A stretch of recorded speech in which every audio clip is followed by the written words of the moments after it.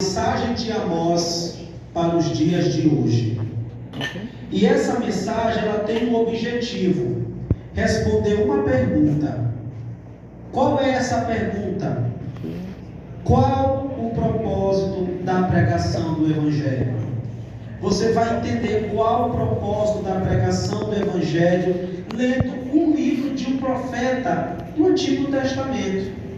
Porque ele fez exatamente aquilo que todos nós fomos chamados para fazer: pregar a verdade. Agora, por que nós devemos pregar a verdade? Porque Amós escreveu um alerta muito grave, muito sincero e muito objetivo, que se nós lêssemos, nós deveríamos nos despertar e reconhecer que precisamos levar a nossa vida com Deus mais a sério. Quem está afastado não deve perder tempo, precisa voltar para Jesus. Se você está aqui nessa noite afastado, se eu fosse você, eu voltava para Jesus hoje mesmo. Se tem alguém aqui nessa noite que ainda não aceitou a fé, está em cima do muro, se eu fosse você, eu largava o muro e me jogava nos braços de Jesus. E se tem alguém que não está andando em conformidade com a vontade de Deus, se eu fosse você, eu renunciava os meus prazeres e renovava minha comunhão com Ele. O Amós falou algo muito interessante. Eu vou ler o livro de Amós, capítulo 8, versículo 11. Livro de Amós. Primeiro vem Oséias, depois vem Joel e depois vem Amós. Para você melhor localizar, você pode ir lá para a banda do livro de Daniel. Você procurando lá pelo livro de Daniel, aí você vai encontrar Oséias, Joel e depois Amós. Amós, eu sei que é um livro que talvez você não tenha familiaridade, não é um livro talvez costumeiro de ser ouvido, costumeiro de ser lido, de ser pregado, mas é palavra de Deus. Se está na Bíblia, tem propósito. Se está na Bíblia, tem objetivo. Amós capítulo 8, versículo 11. Quem encontrou, diga amém. Quem não encontrou, diga misericórdia.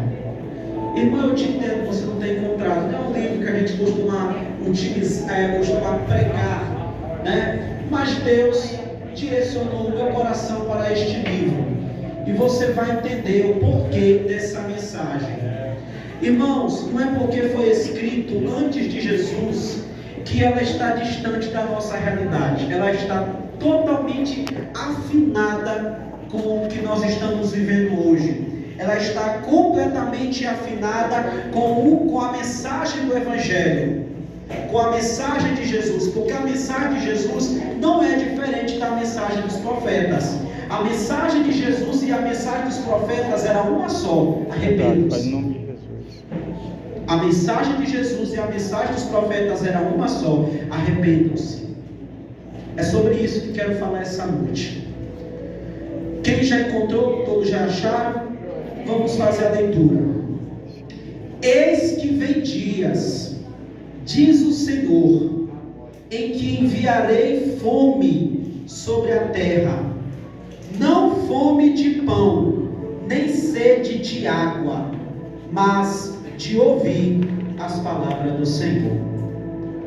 Eis que vem dias, diz o Senhor, Jeová, em que enviarei fome sobre a terra, não fome de pão, nem sede de água, mas de ouvir as palavras do Senhor.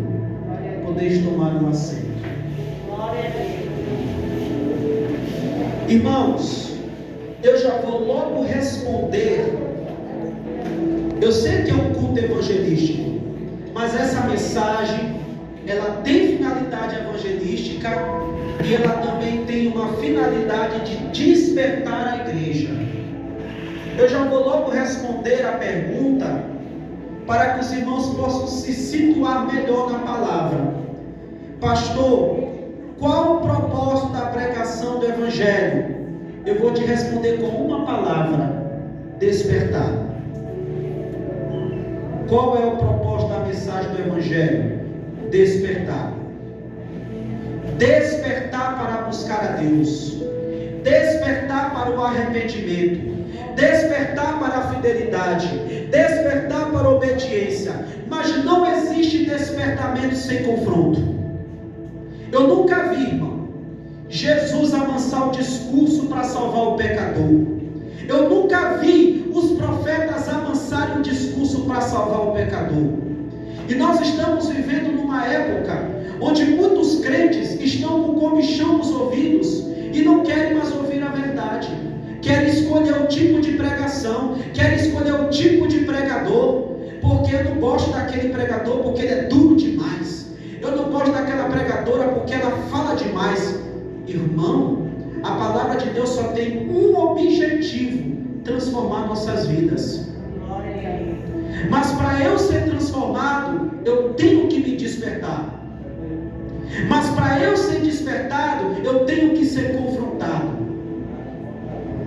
Para eu ser confrontado, eu vou precisar refletir um pouco na minha vida, né? Porque se eu for ler a palavra, ou se eu ouvir um sermão na igreja, e eu parar para analisar como é que eu estou diante de Deus, eu vou começar a entender que tem muita coisa na minha vida que precisa mudar. E é dessa maneira que eu vou me sentir confrontado. Por quê, pastor? Porque você vai se sentir desafiado a largar esse pecadinho de estimação. É por falta de mensagens como essa que muitas igrejas estão doentes. Pessoas que sobem no altar de qualquer maneira, pessoas que pregam de qualquer maneira, pessoas que não dizimam direito, dizimam de qualquer maneira, não ofertam direito, não ofertam de qualquer maneira. Leva uma vida, irmão, ao seu bel prazer. Vive o cristianismo na sua superficialidade, não vive na profundidade. Deus quer que a gente se aprofunde no nosso relacionamento com Deus. Já foi pregado, o pastor pregou sobre Ezequiel. Ontem o pastor falou algo que eu peguei para mim. O profeta muitas vezes não é bem querido, não é bem aceito.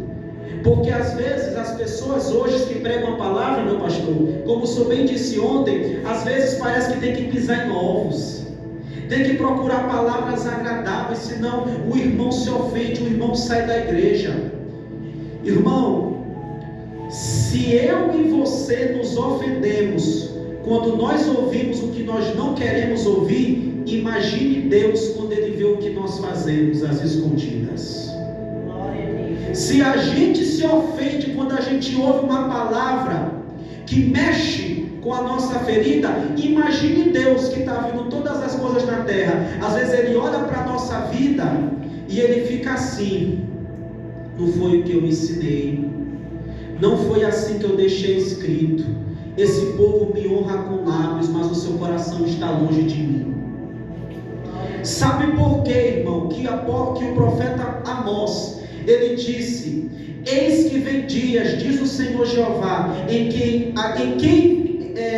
vem dias, diz o Senhor Jeová, em que enviarei fome sobre a terra, não fome de pão, nem sede de água, mas de ouvir as palavras do Senhor. Sabe por que Amós escreveu isso?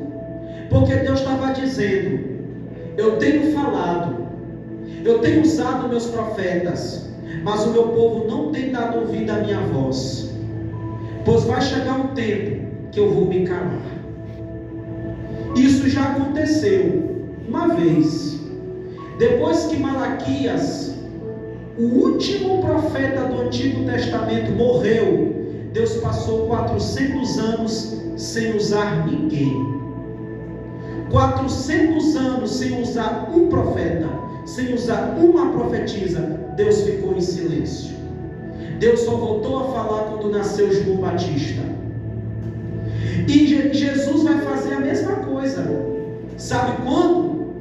Quando Ele voltar e levar sua igreja, quem vai pregar a palavra? Meu pastor, quando Jesus nos arrebatar, cadê os pregadores? Cadê os dirigentes? Cadê os pastores? Cadê cadê os diáconos? Não estão mais aqui. Aproveita o dia de hoje, porque um dia o povo que pregava a mensagem da cruz será tirado da terra, e aqueles que não se voltarem para Deus hoje poderão ficar no período chamado de grande tribulação, e vai ser pior, porque não vai ter nenhum crente pregando a verdade. Vão procurar os crentes, vão procurar as igrejas, mas não vai ter mais ninguém pregando. Vão procurar a Bíblia, mas vai ser tirada. Mas, irmãos, por que o Senhor trouxe esse assunto? Primeiro, porque Deus falou comigo desde quinta-feira. Eu iria pregar esse texto quinta-feira, mas voltado para um outro contexto. E Deus me trouxe esse mesmo texto hoje, pela manhã. Mas, primeiramente, nós precisamos compreender quem foi esse profeta que falou verdades tão duras, tão incisivas. Quem foi Amós? Irmãos, Amós era um homem como eu e você, um homem comum. Eu acredito que aqui nós temos empresários, aqui nós temos um futuro juiz que está ali, futuro desembargador, defensor público, não sei qual é o seu sonho, seu projeto. Aqui nós temos pessoas de várias classes sociais. Amós era um homem do campo. Amós era um homem comum. Não era um homem que vivia nas cidades grandes. Não era um homem que vivia nos palácios. Era um homem que estava ocupado trabalhando. E Deus chamou ele para deixar o campo e entrar numa outra seara, a seara do mestre. Qual era o chamado de Amós? O chamado de Amós era para ser um profeta. E qual era a responsabilidade de Amós? Chamar a atenção do povo e das autoridades, principalmente as autoridades, porque faziam o povo tropeçar. Mas estava todo mundo errado. As autoridades estavam com o coração cheio de orgulho e altivez. Um povo que gostava do luxo, um povo que gostava do dinheiro, um povo que oprimia o pobre. Estou falando de autoridades políticas, governantes que oprimiam o pobre. As autoridades religiosas também estavam corrompidas, deixaram o Deus verdadeiro para adorar outros deuses e levaram o povo a praticar as mesmas atrocidades. E o povo mergulhou no mar de violência, mergulhou no mar de desonestidade. O homicídio era comum, os adultérios eram comuns, sangue inocente era derramado nas cidades. Havia muita mentira. Todo o povo estava contaminado, tanto os líderes quanto os liderados estavam todos contaminados, e foi nesse contexto que Deus levantou Amós. Podemos dizer sem sombra de dúvidas que Deus estava suscitando mais um profeta no meio do povo dele. Para quê? Para abrir os olhos da sociedade israelita, abrir os olhos das autoridades religiosas, os pastores daquele tempo, abrir os olhos dos governantes, os políticos daquele tempo, abrir os olhos da população para os reais problemas que os têm afastado de Deus, problemas de cunho social, problemas de cunho moral e problemas de cunho espiritual. Quais eram os problemas sociais? Os problemas sociais é que havia muita desonestidade, muito suborno, muita opressão, muita violência. Quais eram os problemas morais? Na mentira. Principalmente, as pessoas se enganavam, um enganava o outro. Quais são os problemas espirituais? A idolatria. E o pior de tudo, meus irmãos, era o orgulho. Era o orgulho do coração deles. Irmãos, o profeta Um profeta de Deus é chamado para despertar o povo de Deus. Um profeta de Deus é chamado para despertar uma nação. Ezequiel escreveu algo muito interessante. Eu gostaria que o rapaz da mídia colocasse em Ezequiel capítulo 3, versículo... Deixa eu ver bem aqui. Não anotei. Ezequiel 3, versículo 16 ao 21. Pronto. Ezequiel 3, versículo 16 ao 21, que diz assim, ó. E sucedeu, espera um pouquinho. E sucedeu que ao fim de 7 dias veio a palavra do Senhor a mim, dizendo: Filho do homem, eu te dei por atalaia sobre a casa de Israel, e tu da minha boca ouvirás a palavra, e avisá-los-ás da minha parte.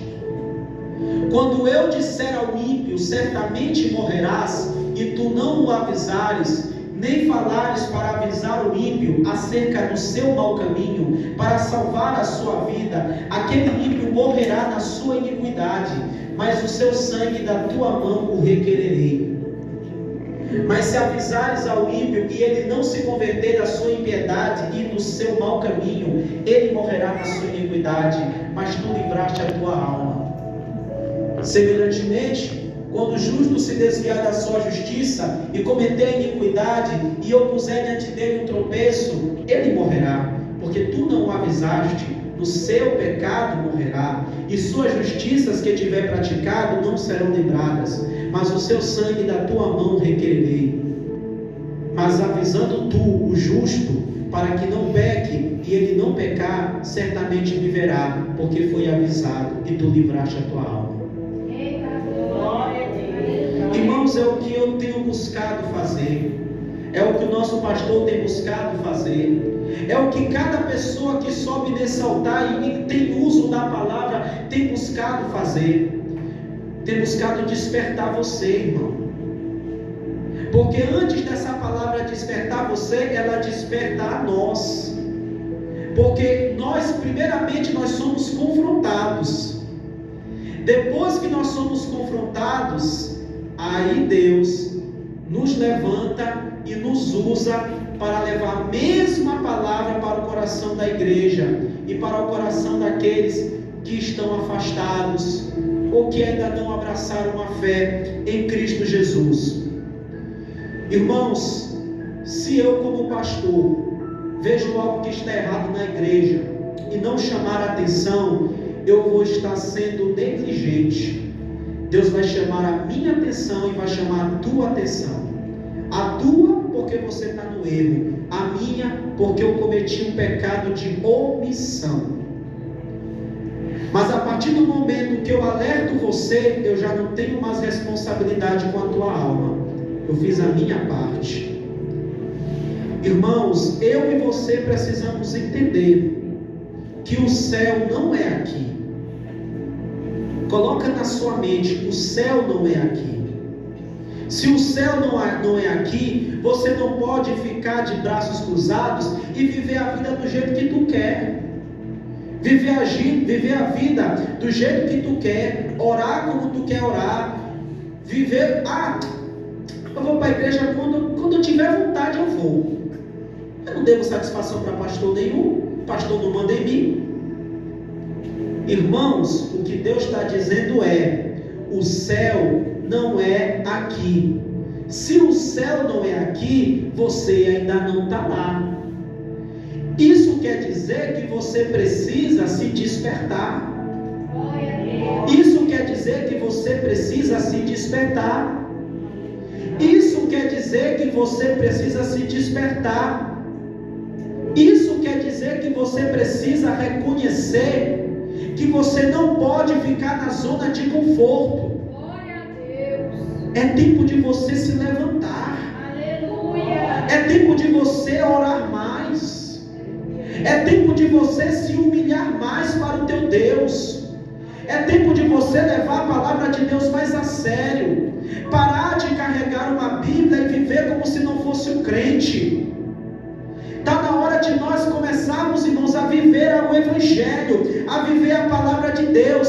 Não adianta nós virmos numa terça, numa quinta, no domingo, ouvirmos um sermão e a gente sabe que não está bem, sabe que está errado, mas a gente parece que se faz de surdo. Parece que a palavra não faz mais efeito. Às vezes até dói. Aí, em vez da gente dizer, realmente eu tenho que me consertar, eu saio com raiva. Faltou uma semana, porque a palavra doeu, porque eu não gostei do sermão. Irmão, sinceramente, o céu não é aqui. Isso quer dizer que a nossa salvação é individual. Nós precisamos fazer a nossa parte para entrar lá. Jesus já fez a parte dele, e você está fazendo a sua? A Bíblia diz que o céu é tomado por esforço. Você tem se esforçado para entrar lá? O que você tem feito lá no teu serviço? Você tem dado um testemunho de cristão ou virou um agente 007? Ninguém sabe quem você é. O que você está fazendo lá no meio da sua família? Você tem pregado para eles? Ou você tem se comportado como um deles? O que você faz quando o pastor ele não está perto de você? Você está falando de Jesus ou está arrumando irmão para tacar a faca no coração do pastor? O que você está fazendo com a tua vida, meu irmão? O que tu está fazendo com a tua vida, minha irmã? Irmão, não é tempo mais de brincar. Olha o que aconteceu no Rio Grande do Sul. Um estado inteiro foi devastado com fortes chuvas. E se Deus resolvesse fazer isso no Maranhão, você estaria pronto? E se você perdesse a sua vida hoje à noite, como é que está a tua vida espiritual? Não é o teu nome no rol de membros que vai fazer tu entrar no céu. Não é o teu cargo de pastor, de dirigente, de diácono. Não é a tua posição na igreja que vai te colocar no céu, não. Também, irmão, não é o teu tempo de crente. Porque tem muita gente que começa bem a sua caminhada, mas quando chega no meio do caminho, ele começa a esfriar, ele começa a desviar, ele começa a se afastar, ele começa a se acomodar e perde até a salvação. Ei, Jesus ele deixou claro: aquele que perseverar até o fim será salvo. Eu tenho 30 anos. 30 anos não é nada. Como é que tu vai terminar a tua caminhada? Como é que tu vai terminar a tua jornada? Um dia você vai se lembrar dessa palavra. Eu só peço para você que você não se ofenda comigo, porque eu vou dizer, debaixo do sangue de Jesus, quem saiu ofendido com o pastor Davi vai sair ofendido com Deus, porque não é a minha palavra, é a dele. É a dele. É a dele. Deus amava tanto o povo de Israel, que mesmo o povo estando afastado, Deus queria resgatá-lo. Deus quer resgatar todos que estão afastados nessa noite. Quem é que está afastado, pastor? Aquele que ainda não aceitou Jesus, aquele que se desviou e aquele que não está vivendo como deveria viver na casa de Deus, na presença de Deus. Deus trouxe você esta noite para te resgatar. E hoje Ele desceu nessa igreja para chamar a tua atenção, que está na hora de você parar de brincar. Está na hora de você inclinar os seus ouvidos para a voz do Espírito Santo. Quem tem ouvidos, ouça o que o Espírito diz às igrejas. Eu nunca vi Jesus avançar o discurso. Eu nunca vi os profetas avançar o discurso. Então por que eu vou avançar o discurso? Aleluia! Irmãos, Deus levantou Ezequiel para pregar para a nação de Israel, mas Deus foi logo advertindo Ezequiel: Ezequiel, é casa rebelde, é um povo de semblante duro. Olha, não te esquenta não se olharem para ti com a cara fechada, porque é um povo rebelde. Mas tu vai pregar para eles, quer eles ouçam, quer eles deixem de ouvir, quer eles gostem ou não, tu vai pregar. Não estou dizendo, irmãos, que nós estamos assim. Graças a Deus nós estamos bem com Deus. Mas isso é para você entender que Deus tem propósito com a sua palavra. Qual é o propósito da pregação do Evangelho? Confrontar. Se o Evangelho não confronta, ele não transforma. Se o Evangelho não confronta, ele não convence. Se o Evangelho não confronta, ele não desperta. E Deus está preparando uma igreja que vai entrar no céu, mas não é de qualquer maneira. Lava as tuas vestes, limpa as tuas vestes, vigiai e orai, para que não entreis em tentação, porque o espírito está pronto, mas a carne é fraca. Vigiai e orai, para que ninguém tome a coroa da vida. Louvado seja o nome do Senhor. Deus usou Amós para abrir os olhos de Israel e fazê-los enxergar os problemas sociais, morais e espirituais que estavam afetando as pessoas chamadas para servir a Deus. Por que Deus se preocupou com o povo de Israel? Por que Deus se preocupou com as autoridades de Israel? Se eles estavam mergulhados no pecado, é porque eles foram chamados para servir a Deus. Você foi chamado para servir a Deus. Jovens, vocês foram chamados para servir a Deus. Senhoras, vocês foram chamados para servir a Deus. Obreiros, vocês foram chamados para servir a Deus.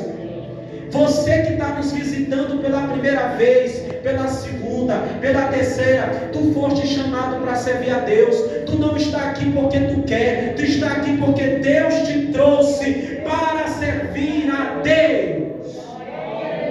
E Deus está falando com todos os presentes aqui. Ninguém está fora dessa palavra. Deus está falando com o pastor Davi. Deus está falando com o pastor Valdenilson. Deus está falando com o diácono João. Deus está falando com esta igreja e com você que ainda não tomou uma decisão por Jesus. Por isso que Ele está falando nessa noite, por isso que Ele está falando dessa maneira, porque Ele se preocupa com as nossas almas. Ele quer nos levar para o céu, mas é necessário, irmão, ser confrontado sim, para poder abrir os olhos, para poder despertar, para poder dizer realmente: Senhor, eu preciso do Senhor, eu me arrependo, meu Deus, dessa vida que eu tenho levado. O profeta Amós foi o profeta que mais clamou contra a injustiça social. Irmãos, por que Deus está nos chamando nessa noite? Deus está nos chamando para 3 coisas. Primeiro, para a salvação. Deus chama todos para ser salvo do pecado. Hoje uma pessoa falou para mim, pastor filho, antes de eu vir para cá, dizendo assim: pastor, eu não quero ser salvo. Eu falei para Deus que eu não quero ser salvo. Eu acho que aqui está tudo bem. Eu acho que o tempo que Deus deu para mim está ótimo. Aí eu perguntei para ele: meu querido, você acredita na vida após a morte? Eu acredito. Então, meu irmão, você está sendo salvo para você se preparar para entrar nela. A salvação não é para aqui e agora apenas, não. A salvação é quando você chegar do outro lado. Aí entrei com a palavra. Sabe por quê? Eu expliquei para ele. Ele veio para nos salvar dos nossos pecados, porque são os nossos pecados que fazem separação entre nós e o nosso Deus. Sabe o que Isaías escreveu? Isaías escreveu no capítulo 59, versículo 1 e 2: eis que a mão do Senhor não está encolhida para que não possa salvar, nem agravado ou surdo os seus ouvidos para que não possa ouvir. Mas as vossas iniquidades fazem separação entre vós e o vosso Deus, fazendo com que Ele não vos ouça. Irmão, Deus ouve a oração? Ouve. Mas existe um detalhe. Só existe uma coisa que faz com que Deus não queira ouvir nossas orações. É quando a gente está no erro e não quer se arrepender. É quando a gente está no erro e não quer largar. É por isso que tem muitos crentes que vivem uma vida espiritual morna, fria, morta, porque às vezes carregam ídolos dentro do próprio coração. Tem gente que idolatra um filho, morre pelo filho. Tem gente que idolatra um carro, que idolatra uma casa, que idolatra um político. Tem gente que idolatra o ouro, que idolatra a prata, que idolatra até um cargo eclesiástico. São vários tipos de idolatria. É por isso que muitos estão frios espiritualmente, porque não querem abrir mão do seu pecadinho de estimação. E outros ainda não tomaram a decisão de servir a Jesus, porque estão em dúvida. Ah, pastor, mas eu vou ter que largar, eu vou ter que abandonar. Irmão, o viver é Cristo, morrer é lucro. Se você soubesse o quanto vale a pena servir a Deus, você vinha agora mesmo a este altar. Você vinha agora mesmo para os braços dele.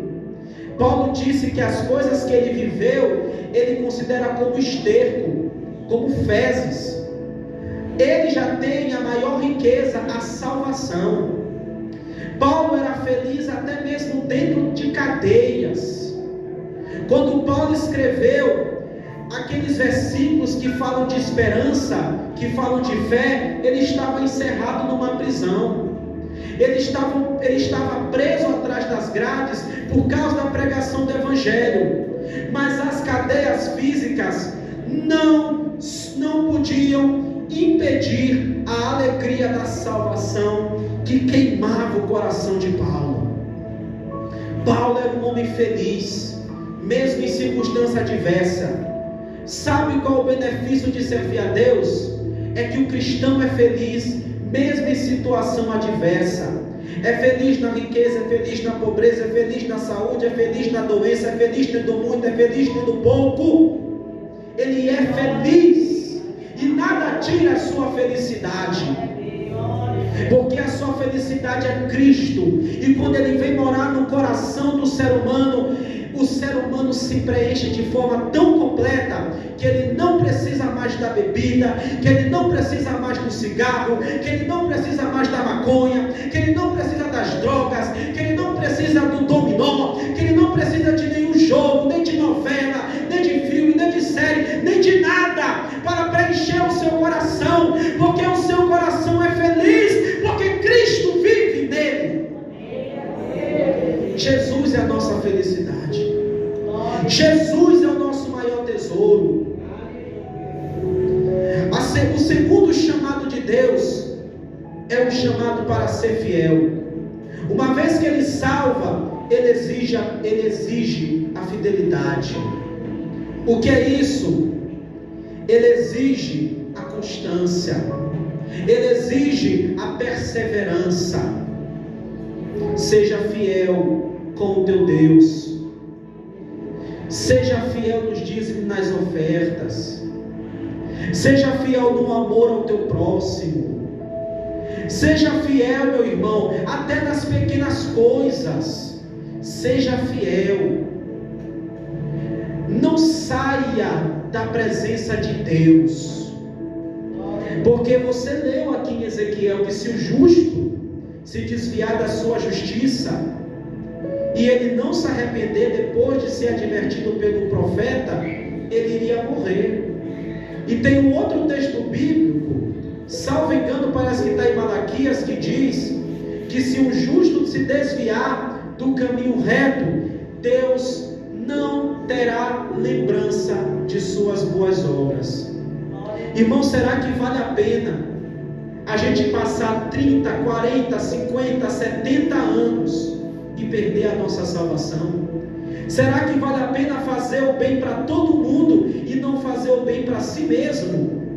Tem gente que faz o bem para todo mundo, mas não faz o bem a si mesmo. Sabe que pessoas são essas? São aquelas pessoas que querem ser salvas pelas obras. São aquelas pessoas que querem ser salvas pelo mérito. São aquelas pessoas que querem ser salvas pela caridade. Não porque eu distribuo cesta básica, não porque eu não fumo, porque eu não bebo, porque eu não bebo aguardente. Acha que isso vai te salvar? Não é pelas obras.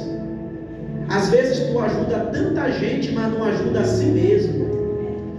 O que existe de comum entre o rico e o pobre, entre as pessoas de todas as classes sociais, de todas as épocas, é que todos pecaram e estão afastados da presença de Deus. Todos, sem exceção. Mas Jesus veio e pela sua morte na cruz, Ele abriu um vivo caminho em direção ao Pai. Quando Jesus morreu na cruz, o véu do templo se rasgou. Antigamente, somente o sumo sacerdote podia se apresentar diante de Deus no Santo dos Santos, e havia um véu que cobria. Quando Jesus morre, aquele véu se parte. Era Deus dizendo: agora o caminho está aberto para todos. Só basta aceitar a Jesus como seu Senhor e Salvador. Só basta renunciar ao pecado e confiar no Senhor. Só basta entregar o seu caminho ao Senhor, confiar nele, que o mais Ele fará. E qual é o terceiro chamado? Missões. Ele quer que você e eu façamos algo para Ele. Primeiro Ele te salva, depois Ele exige que tu seja fiel, e terceiro, Ele pede que você faça algo para Deus. O que é que você tem feito para Deus? Será que a tua vida é só trabalhar, trabalhar e comer, comer, trabalhar e comer, trabalhar e trabalhar e comer? E as almas? Aleluia. Quantas vezes tu já ganhou para Jesus? Glória a Deus. Deus vai pedir conta. O que é que você tem feito para Ele? Você tem varrido uma igreja? Tem lavado o banheiro da igreja? Você tem ido evangelizar lá na tua escola, lá na tua faculdade, no teu curso, no teu trabalho? Aqui na rua da igreja, eu estou todo dia, às vezes terça, às vezes quinta, às vezes quarta, sempre boto no grupo. O que é que você tem feito? Irmão, só para concluir, era um povo que estava mergulhado no caos social, político, religioso, mas aparentemente era um povo próspero, era um povo que não tinha falta de nada. Quem governava aquele povo era um homem chamado Jeroboão II. Jeroboão II governava Israel, Uzias governava Judá. Jeroboão II ele é conhecido como o rei que mais trabalhou pelo povo de Israel. Conseguiu muitas vitórias, muitas conquistas, muitos tesouros. Então eu posso dizer que economicamente Israel estava bem. Economicamente, Israel estava como um país desenvolvido, mas espiritualmente, moralmente e politicamente, Israel estava lá embaixo. Sabe o que quer dizer? Quer dizer que Deus não olha para a aparência. Deus não olha para a aparência. A igreja de Laodiceia dizia: rico sou, não tenho falta de nada. Mas Deus disse para ela: você é cego, você é nu, você é um desgraçado. A Bíblia usa essa linguagem, pode ler. Você não tem nada. Era uma igreja que vivia de aparência, bem vestida, bem apresentável, talvez fazer um culto bonito, mas não tinha presença, não tinha essência. Tanto que Jesus até disse para ela: eis que estou à porta e bato, se ouvir a minha voz e abrir a porta, eu entrarei em sua casa, com ele cearei e ele comigo. Jesus não estava nela. Eu encerro, irmão, essa mensagem dizendo para você: o que te falta vir para Ele? O que te falta vir para Ele? O tempo está chegando. Jesus está voltando. Sabe, meus irmãos, Amós ele disse: eis que vem dias que enviarei uma grande fome sobre a terra, não fome de pão e nem sede de água, mas de ouvir as palavras do Senhor. Deus está dizendo: valoriza enquanto a minha palavra está sendo pregada, valoriza enquanto os meus obreiros estão ensinando, porque um dia vai se findar as oportunidades. Talvez você diga: não preciso agora, mas lá na frente você vai lembrar. Eu vou passar agora a direção para o nosso pastor, e você tem até o final do culto, se assim desejar, de vir aqui na frente, renovar sua aliança com Deus, ou entregar sua vida a Ele. É tempo de despertar.